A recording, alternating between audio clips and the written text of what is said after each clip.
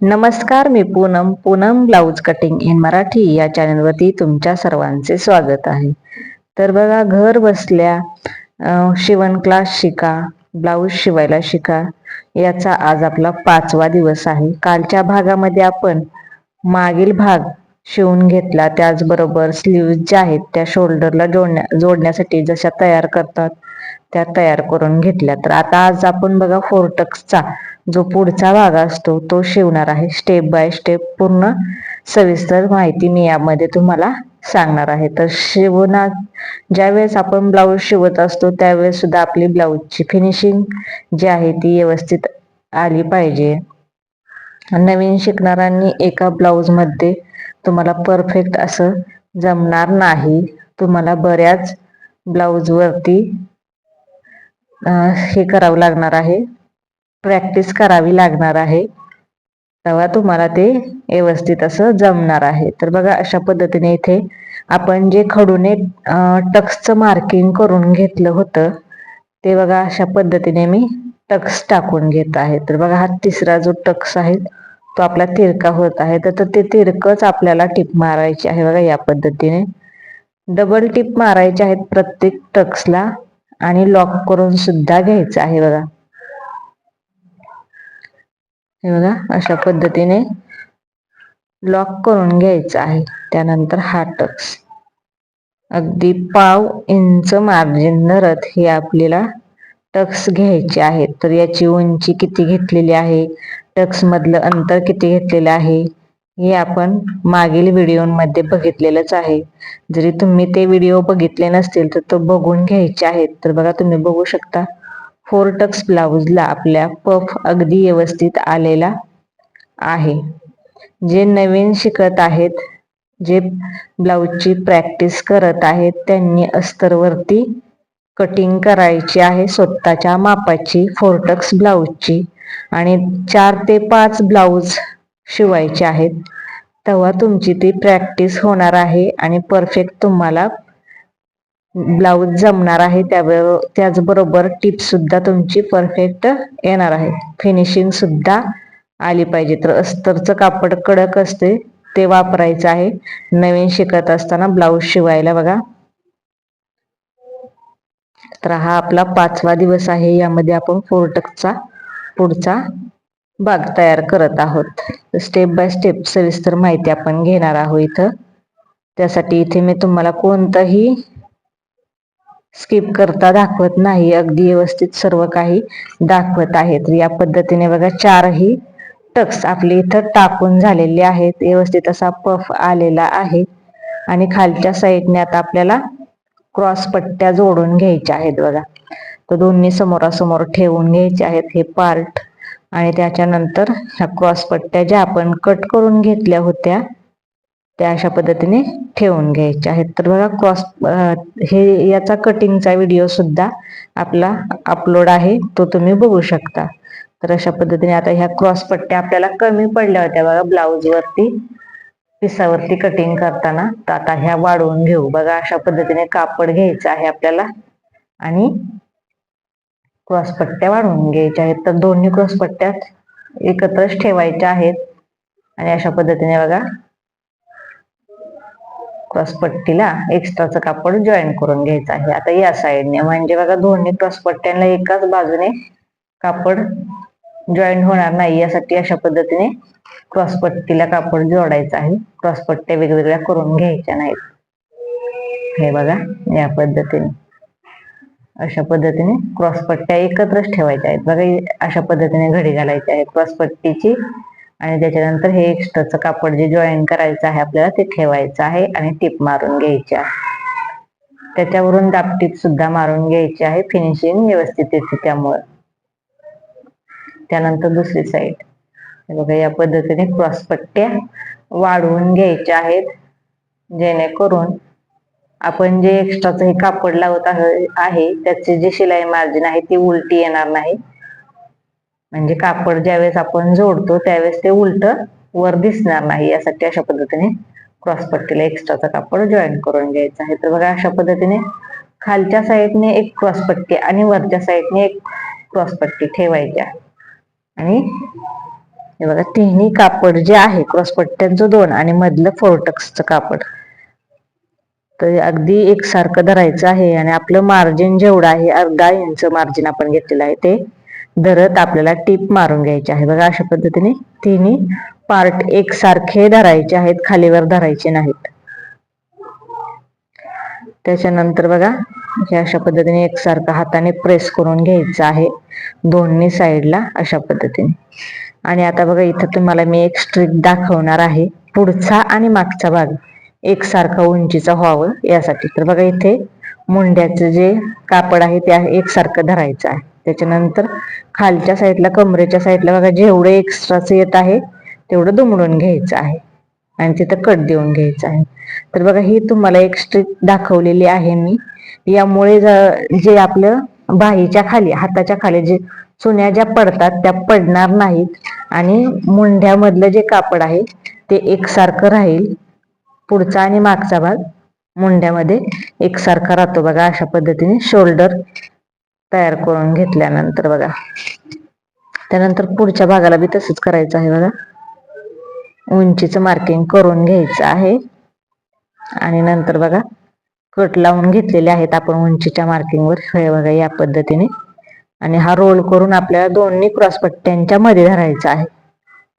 हे बघा या पद्धतीने. आणि आता इथं आपल्याला टिप मारून घ्यायची आहे. जेवढं उंचीपेक्षा ब्लाऊजच्या उंचीपेक्षा जेवढं एक्स्ट्राचं कापड आहे तेवढं आपण या टिपेमध्ये कमी करून घेतलेलं आहे. बघा हे कट करून घ्यायचं आहे आता. आणि जिथं आपण कट लावली होती त्या कटवरून आपण टिप घेतलेली आहे. बघा यामुळे पुढचा भाग आणि मागचा भाग समान उंचीचा तयार होतो. बघा अशा पद्धतीने इथं आपल्याला उंची एकसारखी करून घ्यायची आहे. बघा त्यानंतर बघा अशा पद्धतीने क्रॉसपट्टीला एक टिप मारून घ्यायची आहे कडेवरून दाब टिप.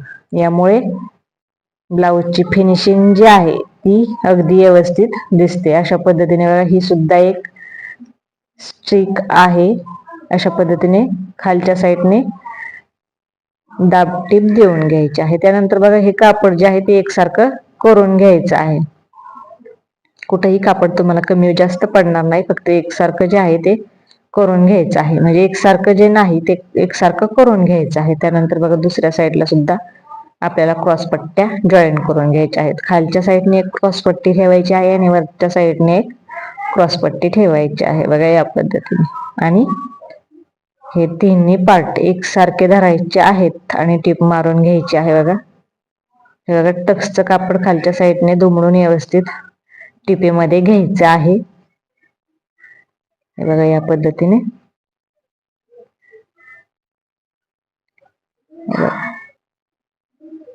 आणि इथं सुद्धा आपण तीच प्रोसेस वापरणार आहे. हे बघा एक्स्ट्राचं कट करून काढायचं आहे.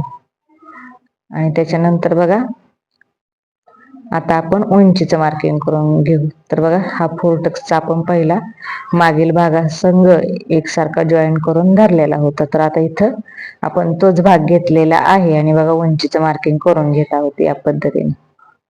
हे बघा दोन्ही पार्ट यामुळे एकसारखे तयार होतात.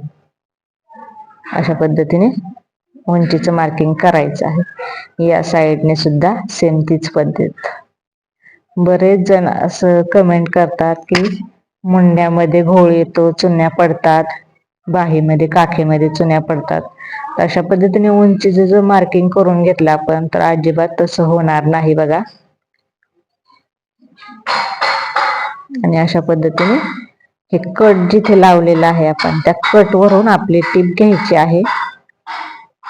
अगदी हे बघा खालच्या साईडने सुद्धा कट दिसत आहे. या कट वरती आपली टीप येणार आहे.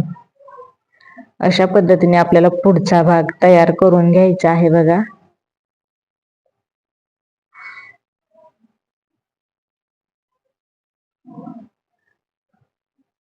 हे व्यवस्थित काढून घ्यायचं आहे आणि खालच्या साईडने क्रॉस पट्टीला दाबटीप देऊन घ्यायची आहे. यामुळे फिनिशिंग व्यवस्थित येते. बघा ब्लाऊज एकदम व्यवस्थित असा दिसतो. याच्यानंतर आता हे सुद्धा एकसारखं करून घेऊ. बघा हे बघा या पद्धतीने एकसारखं करून घ्यायचं आहे. आणि आता आपल्याला हुकायच्या पट्ट्या याला बसवायच्या आहेत. तर बघा इथं हुकाची पट्टी मी घेतलेली आहे 1.5 इंचाची. आणि बघा ज्या पार्टला आपण हुक पट्टी बसवतो तो पार्ट जो आहे तो सरळ ठेवायचा आहे आणि त्याच्यावरून हुकपट्टी मांडायची आहे आणि टीप मारायची आहे. बघा एक्स्ट्राचं कापड कट करायचं आहे आणि दुमडून घ्यायचं आहे आणि लॉक करायचं आहे. बघा त्यानंतर हे कापड काढून घ्यायचं आहे आणि 1/2 इंच कापड दुमडून एक टीप मारून घ्यायची आहे या पद्धतीने. याच्यानंतर हे कापड हुकाचं जे कापड आहे ते दुमडायचं आहे आणि बघा अगदी कडेवरून एक टीप मारून घ्यायची आहे. या पद्धतीने टीप मारल्यामुळं ब्लाऊजची फिनिशिंग व्यवस्थित दिसते. दाबटीप देऊन घेतल्यानंतर बघा. आणि त्याच्यानंतर इकडच्या साईडने एक टीप मारायची आहे. तर ही आपली हुकपट्टी तयार झालेली आहे. खालच्या साईडला लॉक करायचं आहे. बघा हे बघा व्यवस्थित फिनिशिंग दिसत आहे. त्यानंतर या साईडने बघा हा जो पार्ट आहे तो आपल्याला उलटा मांडायचा आहे. आय ज्या साईडला आपण आयपट्टी ज्या साईडला बसवतो त्या तो पार्ट आपल्याला उलटा मांडायचा आहे. बघा 2 इंचाची ही पट्टी मी घेतलेली आहे. तिला जॉईंट देऊन घेतला म्हणजे पट्टी आपल्याला व्यवस्थित पुरेल.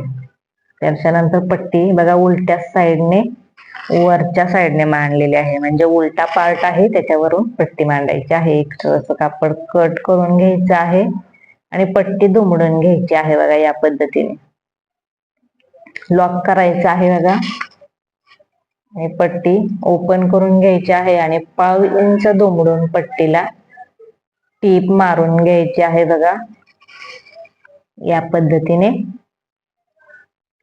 त्याच्यानंतर आता इथे बघा पट्टी दुमडून घ्यायची आहे, मार्जिनवर मांडायची आहे आणि मोठ्या टाक्याची इथं कच्ची टीप मारून घ्यायची आहे. आपल्याला इथं आय तयार करायचे आहेत. बघा म्हणजेच हुक गुंतवायचं तयार करायचं आहे. त्यामुळे इथे आपण मोठ्या टाक्याची टीप मारून घेतलेली आहे.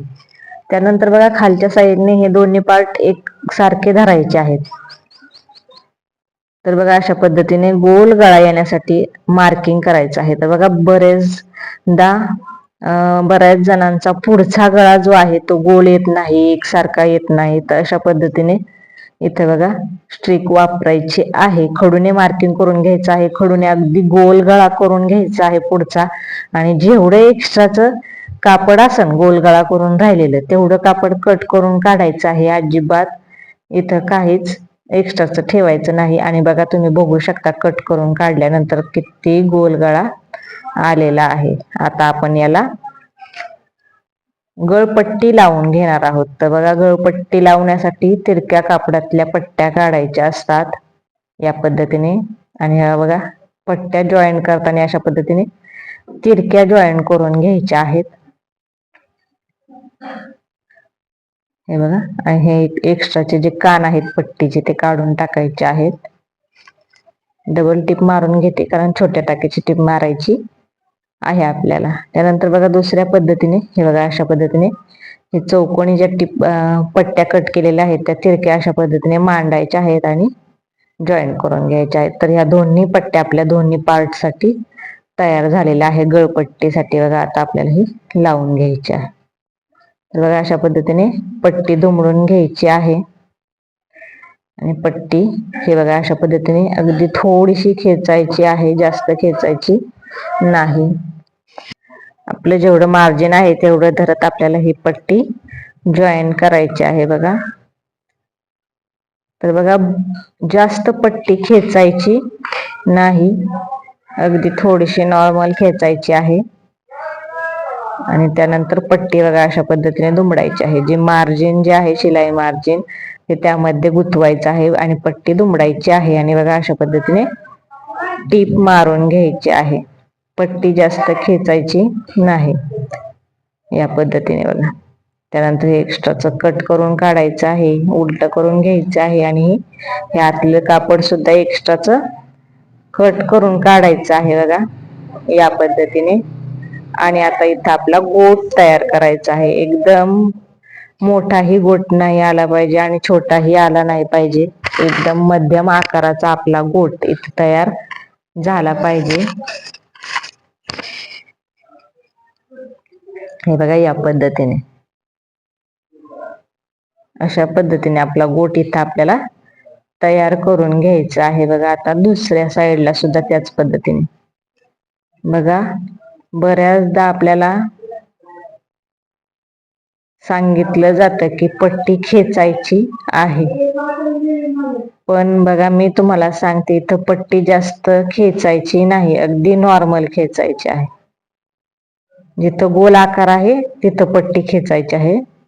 बाकीच्या ठिकाणी तर पट्टी खेचायचीच नाही, फक्त गोल आकार जिथे येत असेल तिथे पट्टी खेचायची आहे. त्यामुळे पट्टी व्यवस्थित बसते आणि जो गोट आहे तो सुद्धा व्यवस्थित येतो. तर या बघा, या पद्धतीने ही पट्टी आपल्याला दुमडून घ्यायची आहे आणि टीप मारायची आहे. हे बघा, इथं झालेली आहे पट्टीला टीप मारून आणि ही एक्स्ट्राची पट्टी आता कट करून काढायची आहे. बघा, एक्स्ट्राची पट्टी तशी ठेवायची नाही, त्यामुळे गोट आपला पलटी पडतो. कट करून काढायचं आहे एक्स्ट्राचं कापड. आणि इथे आता बघा, बरोबर हे गोट ज्या वेळेस आपण तयार करतो त्या वेळेस पट्टीचं जॉईंट जो आहे त्या खाचेमधून आपली टीप येणार आहे. बघा, त्यामुळे गोट जो आहे तो चपटा दिसत नाही, अगदी गोल असा दिसतो. त्या खाचेतून टीप घ्यायची आहे. तर याचा सुद्धा तुम्हाला बरीच प्रॅक्टिस करावी लागणार आहे, बराचसा सराव करावा लागणार आहे, तेव्हा तुम्हाला ती गळपट्टी व्यवस्थित लावायला येणार आहे, लगेच जमणार नाही.